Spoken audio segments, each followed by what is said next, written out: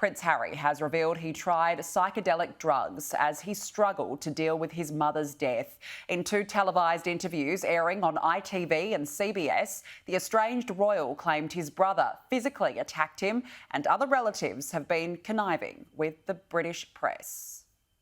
It's hard, I think, for anybody to imagine a family dynamic that is so Game of Thrones without dragons. I don't watch Game of Thrones, but there's definitely dragons. And that's, again, the third party, which is the British press. Firing more shots at the media and members of his own family, Prince Harry told CBS 60 Minutes his relatives didn't give his wife a proper chance to fit in. And before marrying their father, Camilla was using the press against the 2 princes. That made her dangerous because of the connections that she was forging within the British press.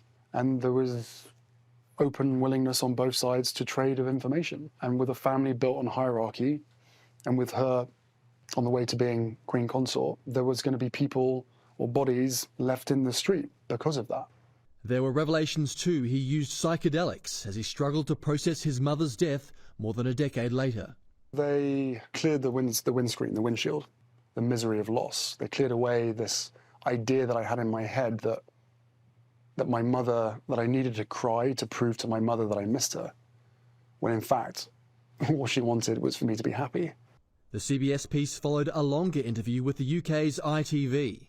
Those certain members have decided to get into bed with the devil, right? To rehabilitate their image. Yeah. He says he and his brother tried to convince his father not to marry Camilla, and his brother threw him to the floor following a feud about his wife, Meghan.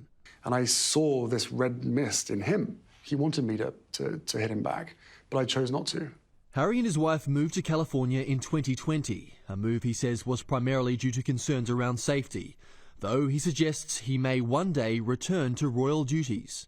If my father asks us for support across the Commonwealth, then that is certainly an open discussion. If you're invited to the coronation, will you come? There's a lot that can happen between now and then. The interview was framed as part of the prince's efforts to set the record straight, offer relatives a chance for reconciliation while promoting his memoir. Spare was mistakenly sold in Spain 5 days ahead of this week's scheduled release, giving more personal stories and unflattering family portrayals after last month's Netflix documentary.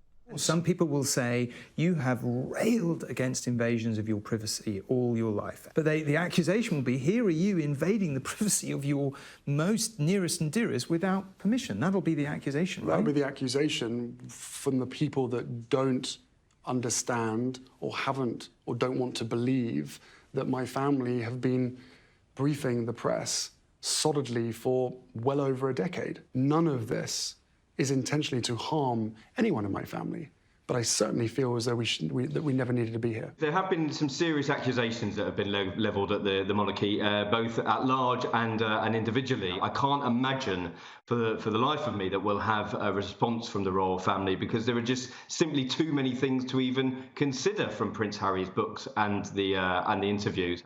Old feuds back in focus put more strain on a storied institution and one fractured family. Brent O'Halloran, Sky News.